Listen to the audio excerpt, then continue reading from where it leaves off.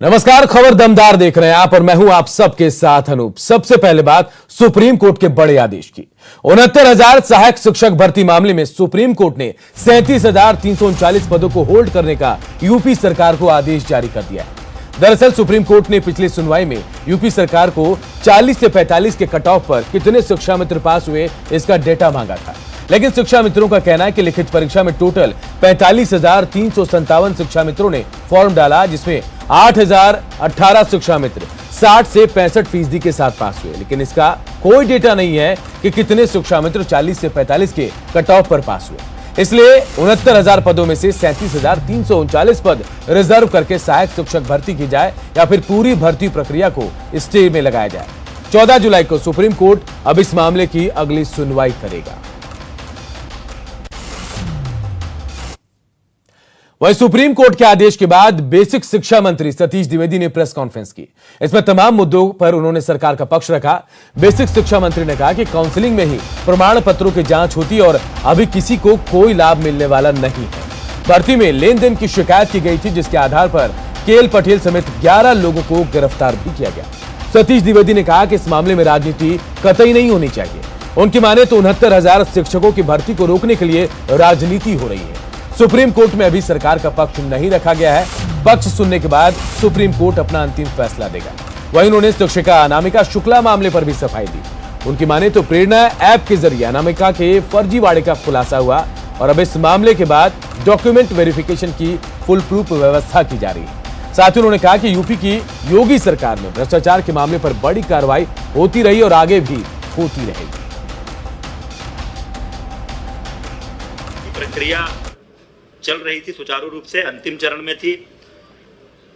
Counselling चल रही थी। 3 से 6 जून तक की काउंसलिंग के बाद नियुक्ति पत्र दिए जाने थे, लेकिन माननीय न्यायालय की लखनऊ खंडपीठ के एक आदेश के कारण वो प्रक्रिया तत्काल प्रभाव से स्थगित हुई। हम डबल बेंच में अपील में गए हैं। जैसा सुनवाई पूरी हो चुकी है, फैसला रिजर्व है। जैसा माननीय न्यायालय का आदेश होगा तदनुरूप कार्रवाई करेंगे। शिकायतकर्ता की शिकायत को गंभीरता से लेते हुए तत्काल प्रयागराज पुलिस ने कार्यवाही की और शिकायतकर्ता द्वारा दी गई सूचना के आधार पर डॉक्टर केएल पटेल, जो किसी प्राथमिक स्वास्थ्य केंद्र में चिकित्सक हैं, संतोष कुमार बिंद, जिसके लेखपाल होने की जानकारी आ रही है, तथा इनसे जुड़े हुए अन्य 11 लोगों को, कुछ को 6 जून को, कुछ को 8 जून को, कुल मिलाकर के 11 लोगों को गिरफ्तार किया गया। इनसे पूछताछ के आधार पर यह जानकारी मिली कि उक्त गिरोह चंद्रमा यादव प्रबंधक पंचम लाल आश्रम उच्चतर माध्यमिक विद्यालय प्रयागराज से 60 गांठ कर उक्त विद्यालय में परीक्षा देने वाले परीक्षार्थियों की गैर कानूनी ढंग से मदद करता है और उसके बदले धन वसूली करता है। उक्त जानकारी के आधार पर शासन में उक्त मामले की गहन जांच और दोषियों के खिलाफ कड़ी कार्रवाई, और चूंकि किसी एक भर्ती केंद्र परीक्षा केंद्र पर कई जिलों के अभ्यर्थी हो सकते हैं, इसलिए यह पूरा मामला एसटीएफ को सौंप दिया गया है। कस्तूरबा गांधी बालिका विद्यालय बड़ौत बागपत में वहां की एक अध्यापिका अनामिका शुक्ला, आरोप यह है कि ये 25 अन्य कुल मिलाकर के 25 कस्तूरबा गांधी बालिका विद्यालयों में कार्यरत हैं और 1 करोड़ से अधिक का भुगतान हुआ है। इस संदर्भ में आपको मैं बताना चाह रहा हूं कि हमने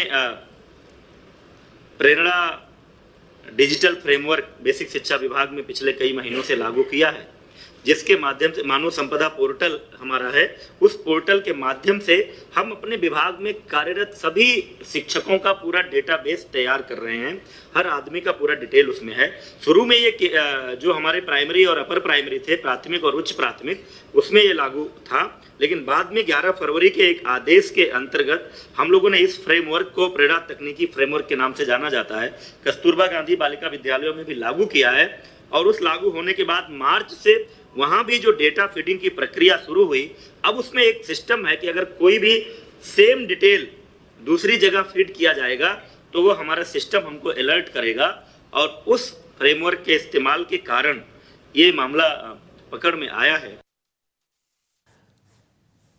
शिक्षा जगत में हुई धोखाधड़ी की वजह से सूबे के लिए सनसनी बन चुकी अनामिका शुक्ला के तार यूपी के गोंडा से जुड़े हैं।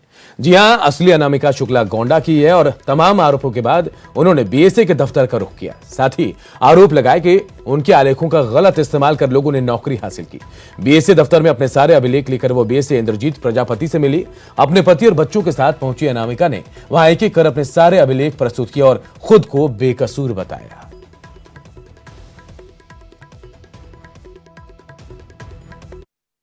अनामिका शुक्ला है, जो लगभग गोंडा की रहने वाली, यहीं पढ़ी लिखी हुई है। वो आज अपने समस्त मूल अभिलेख लेकर के अभी हमारे सामने प्रस्तुत हुई है, जिससे अभी जो 5-6 दिन से मीडिया में चल रहा था अनामिका शुक्ला का प्रकरण, आज उसका पटाक्षेप हो गया। एकदम बिल्कुल क्लियर हो गया कि अनामिका शुक्ला गोंडा की रहने वाली, यहीं पढ़ी लिखी हुई हैं। जो भी इनके नाम से अन्य जनपदों में नौकरी कस्तूरबा गांधी की जा रही थी, वो पूर्णतः फर्जी है। सूबे के शिक्षा जगत में और सत्ता के गलियारे में पिछले कई दिनों से सनसनी बनी हुई हाई प्रोफाइल अनामिका शुक्ला मामले का आज गोंडा जिले में पटाक्षेप हो गया। इस मामले की शासन स्तर से जांच चल रही थी और इस मामले की तह तक जाने के लिए एसटीएफ भी लगाई गई थी। आज न्यूज 18 के सामने हाई प्रोफाइल मामले की अनामिका शुक्ला और फिर गोंडा के बीएसए कार्यालय वो पहुंची। कस्तूरबा गांधी विद्यालय वाली बहुचर्चित अनामिका शुक्ला ने इस बड़े कांड की गुत्थी खुद ही सुलझा दी। दरअसल अनामिका शुक्ला के दस्तावेज पर उत्तर प्रदेश के कई जनपदों के कई जगहों के कई लोगों की नौकरी चल रही थी और गोंडा जिले की ही रहने वाली है वो।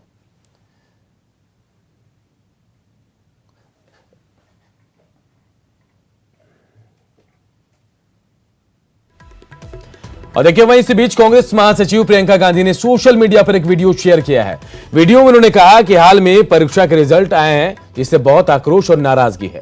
मीडिया की रिपोर्ट से छात्र छात्राओं की बातों से पता चल रहा है कि इस परीक्षा में घोटाला हुआ, बहुत बड़ा भ्रष्टाचार हुआ। उन्होंने आगे कहा कि जब से उन्होंने यूपी में काम करना शुरू किया, तब से उन्होंने पाया कि तमाम परीक्षा जो यूपी में हुई, उनमें चीटिंग निकलती है, घोटाले होते हैं, भ्रष्टाचार की बात उठती है।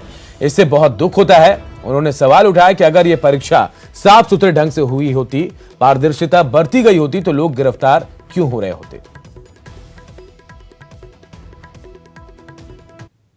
आज मैं उत्तर प्रदेश के युवाओं, खास तौर से उन प्रतियोगी छात्र छात्राओं से बात करना चाह रही हूं जिन्होंने सुपर टेट 69,000 की परीक्षा दी। आप सब तो जानते ही हैं कि हाल में परीक्षा के रिजल्ट आए और उस रिजल्ट से बहुत आक्रोश, बहुत नाराजगी हुई है, क्योंकि मीडिया की रिपोर्ट से, छात्र छात्राओं की रिपोर्ट से ये पता चल रहा है कि इस परीक्षा में बहुत बड़ा घोटाला हुआ है, बहुत ज्यादा भ्रष्टाचार हुआ है। देखिए, बहुत समय से, जब से मैंने यूपी में काम करना शुरू किया, जब से पिछला चुनाव चला, तब से मैं देख रही हूं कि ऐसे तमाम परीक्षा जो यूपी में की जा रही हैं, उनमें कहीं ना कहीं चीटिंग के मामले निकलते हैं, घोटाले निकलते हैं, भ्रष्टाचार। नेपाल की ओर से आने वाला पहाड़ी पानी हर साल महाराजगंज में भारी तबाही मचाता है। रोहिन, राप्ती, गंडक और महाव नाले के तटबंध टूटकर हजारों एकड़ फसलों को बर्बाद करते हैं। इससे सैकड़ों गांव प्रभावित होते हैं। इस तबाही को रोकने के लिए महाराजगंज में कुल 18 बांध बने हैं, जिनमें से 4 नेपाल की सीमा में पड़ते हैं। इन बांधों की हर साल मरम्मत कराई जाती है, लेकिन मरम्मत के नाम पर यहां खाना पूर्ति होती आई है। हालांकि इस बार प्रशासन ने इन बांधों के मरम्मत के लिए नया खाका तैयार किया है। इस बार बिना जांच पड़ताल और सत्यापन के किसी निर्माण कार्य का भुगतान नहीं किए जाने का फैसला लिया गया। जिलाधिकारी ने सिंचाई विभाग को इसके निर्देश जारी कर दिए हैं। जिलाधिकारी के आदेश पर इन बांधों पर चल रहे निर्माण कार्य की निगरानी के लिए वीडियो रिकॉर्डिंग भी कराई जा रही है। बाढ़ को लेकर एक सभी विभागों को बैठक की गई थी। उसमें सभी विभागों को उनके कार्यों के बारे में जानकारी दी गई और जो संबंधित सिंचाई विभाग है उनको बांधों की मरम्मत करने के निर्देश दिए गए थे। हमारे जनपद में कुल 22 बांध हैं, जैसे बड़ी गंडक, छोटी गंडक, रोहिन, चंदन नदी इत्यादि पर। तो उन सब की मरम्मत का कार्य प्रगति पर है। नेपाल सीमा में 4 हमारे बांध पड़ते हैं, ए गैप बंधा, बी गैप बंधा इत्यादि। उन पे भी मरम्मत का कार्य शुरू करा दिया गया है। थोड़ा विलम्ब लॉकडाउन की वजह से हुआ है, लेकिन समय रहते हम लोग सभी ये दृढ़ संकल्पित हैं कि सभी कार्यों को समय रहते पूर्ण करा लिया जाएगा, जिससे कि बाढ़ की कोई समस्या जनपद में ना आए। नेपाल में हर वर्ष भारी बारिश के बाद महाराजगंज की नदियां तबाही मचाती हैं और यही वजह है कि लगातार झरही, प्यास, चंदन, महाव छोटी गंडक, बड़ी गंडक और रोहिन, राप्ती नदियां तूफान मचाती हैं। इसको लेकर के सिंचाई विभाग प्रयास करता है और बंधों की मरम्मत समय पूर्व कराने का दावा करता है, लेकिन बरसात के समय में बाढ़ की विभीषिका से महाराजगंज परेशान रहता है। महाराजगंज से आशीष कुमार शुक्ल, न्यूज 18 उत्तर प्रदेश। भारत में मानसून ने दस्तक दे दी और लखीमपुर खीरी मौसम विभाग की माने तो जून के आखिरी हफ्ते में जिले में मानसून दस्तक दे सकता है। जिले की 5 तहसील बाढ़ प्रभावित इलाके में आती है। ऐसे में मानसून के मद्देनजर प्रशासन ने तैयारियां शुरू कर दी हैं। प्रशासन की ओर से बाढ़ प्रभावित 5 तहसीलों पलिया, गोला, धौरहरा, निघासन, लखीमपुर सदर में 36 करोड़ की लागत से 5 परियोजनाओं पर काम किया जा रहा है। इस परियोजना के तहत शारदा, घाघरा, सोहेली नदियों से कटान प्रभावित इलाकों में इस पर स्टड बनाकर बाढ़ को रोकने के प्रयास किए जा रहे हैं। 15 जून तक सभी परियोजनाओं को पूर्ण करने की डेडलाइन शासन ने निर्धारित की है। जिलाधिकारी शैलेंद्र सिंह का कहना है कि इन परियोजनाओं का 70% काम पूरा हो चुका है, जबकि न्यूज 18 टीम ने जब परियोजना की स्थिति के लिए रियलिटी चेक किया तो काम की प्रगति डेडलाइन को पूरा करती नजर नहीं आई। हमारे यहाँ अगर मुख्य प्रभावित क्षेत्र देखें तो पलिया का कुछ क्षेत्र, पलिया तहसील का कुछ क्षेत्र, गोला तहसील का कुछ क्षेत्र और निघासन और धौरहरा का अधिकांश क्षेत्र, इसके अलावा सदर तहसील का कुछ क्षेत्र प्रभावित होता है। लगभग 100 ग्राम हमारे ऐसे हैं जो बाढ़ से सामान्यतः प्रभावित होते रहे हैं और कुछ जगहों पे कटान की भी, नदी के कटान की भी समस्या रहती है। तो जहाँ जहाँ कटान की संभावना है उन 4 जगहों पे कार्य शुरू कराया जा चुका है। इसके अलावा एरा पुल तटबंध की सुरक्षार्थ भी हम लोग 8 करोड़ 7 लाख की परियोजना है, उस पर कार्य हमारा लगभग 70% पूरा हो चुका है। मानसून ने भारत में दस्तक दे दी है। 25 से 30 जून तक लखीमपुर खीरी में मौसम विभाग के अनुसार मानसून आने की संभावना बनी हुई है। लखीमपुर खीरी की 5 तहसीलें बाढ़ग्रस्त हैं, जिसको लेकर इस वर्ष प्रशासन ने पहले से ही तैयारी चालू कर दी है।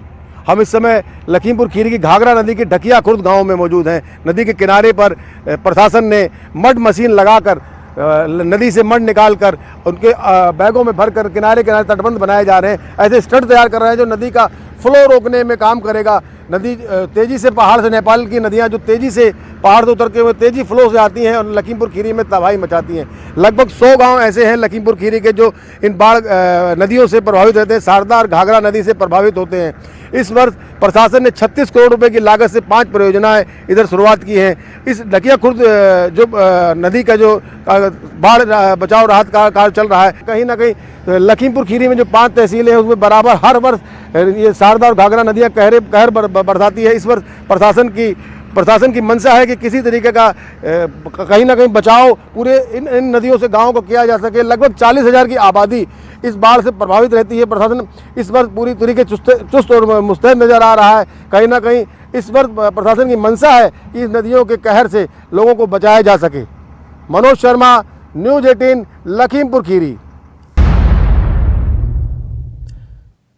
फतेहपुर के किशनपुर थाना क्षेत्र के मणिपुर सिमरिया गांव में 2 पक्षों में मामूली विवाद हो गया। इस दौरान फायरिंग भी हुई। इस पूरे मामले में पुलिस ने 2 आरोपियों को गिरफ्तार किया है। विवाद के दौरान हुई फायरिंग का वीडियो सोशल मीडिया में वायरल हो गया। इसमें एक शख्स विरोधियों पर निशाना लगाकर फायरिंग करता दिखाई दे रहा है। 2 पड़ोसियों के बीच हुए झगड़े में एक व्यक्ति के हाथ में गोली लग गई। इस संबंध में जो आरोपी अंबोल सिंह और सदाशिव को गिरफ्तार कर लिया गया है। मजरूह सुरक्षित है, असलहा बरामद कर लिया गया है। खबर मुजफ्फरनगर से, जहां एक युवक का फायरिंग करते हुए वीडियो वायरल हो रहा है। तस्वीरों में आप देख सकते हैं व्हाइट शर्ट पहना युवक दोनों हाथ में पिस्टल लेकर ताबड़तोड़ फायरिंग कर रहा है। यह वीडियो बीते दीपावली का बताया जा रहा है। हालांकि पुलिस ने वीडियो सामने आने के बाद नगर कोतवाली थाने में मामला दर्ज कर लिया है।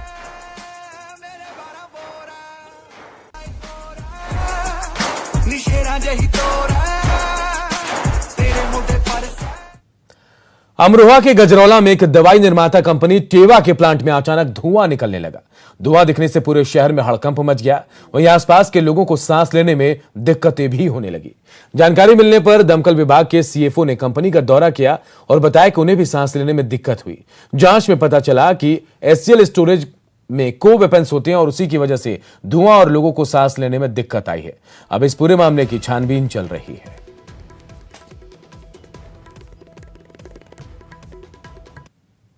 के जो स्टोरेज था उसमें जो वेपर्स उठते हैं उसी की वजह से ये सांस लेने में प्रॉब्लम हुई थी शहर में। जी। और अभी इंक्वायरी हो नहीं पाई है। जी जी। इंक्वायर करके बता पाएंगे हम आपको क्या वास्तविक स्थिति है। तो आपने देखा वैसे? सिक्योरिटी ऑफिसर, फायर ऑफिसर से मेरी बात हो गई है। जी जी। और उसके बाद ही बता पाएंगे हम आपको क्या प्रॉब्लम।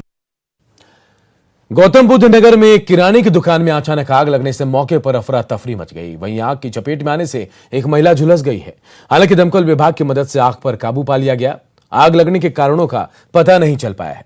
घटना नोएडा के फेज 3 थाना क्षेत्र के सुरखा गांव की है। राजधानी लखनऊ के व्यस्त और पॉश एरिया गोमती नगर के फन मॉल के सामने अचानक एक कार में आग लग गई। तस्वीरों में आप देख सकते हैं कि बीच सड़क पर इंडिगो कार धू धू कर जल रही है। ड्राइवर और गाड़ी मालिक ने किसी तरह अपनी जान बचा ली। हालांकि बाद में मौके पर पहुंची दमकल विभाग की गाड़ी ने आग पर काबू पा लिया। यह हादसा उस वक्त हुआ जब गाड़ी मालिक वीरेंद्र सिंह अपने ड्राइवर के साथ एवेन्यू मॉल की तरफ जा रहे थे। तभी अचानक गाड़ी में आग लग गई। गनीमत यह रही कि वीरेंद्र सिंह और उनके ड्राइवर ने वक्त रहते गेट खोला और वो बाहर आ गए। प्रतापगढ़ में नशे में टल्ली एक सिपाही का डांस करते वीडियो वायरल हो रहा है। तस्वीरों में हम आपको दिखाते हैं कि कैसे सिपाही हाथ में मग लिए और दूसरे हाथ को कमर पर रखकर जमकर ठुमके लगा रहा है। यूपी पुलिस की नाक कटा रहा है। ये तस्वीरें चाय दुकान की बताई जा रही है। आपको बता दें कि मानधाता कोतवाली में तैनात सिपाही प्रमोद यादव आए दिन शराब के नशे में हंगामा करता है।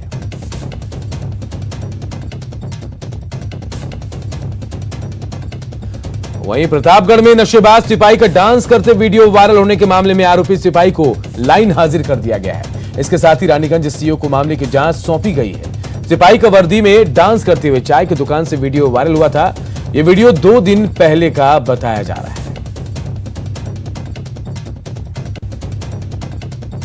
उत्तर प्रदेश के कौशांबी में सोशल मीडिया पर पुलिस की जीप को धक्का मारते एक वीडियो वायरल हो रहा है। बताया जा रहा है कि पुलिस की जीप कोखराज थाना के भरवारी पुलिस चौकी की है। वीडियो में देखा जा सकता है कि कई लोग पुलिस की जीप को धक्का देकर स्टार्ट करने की कोशिश कर रहे हैं, लेकिन जीप स्टार्ट नहीं हो रही है। अब सवाल यह है कि अगर पुलिस खटारा गाड़ी लेकर चलेगी तो अपराधियों का पीछा कैसे करेगी। और इस बुलेटिन में फिलहाल इतना ही। मुझे दीजिए इजाजत। नमस्कार।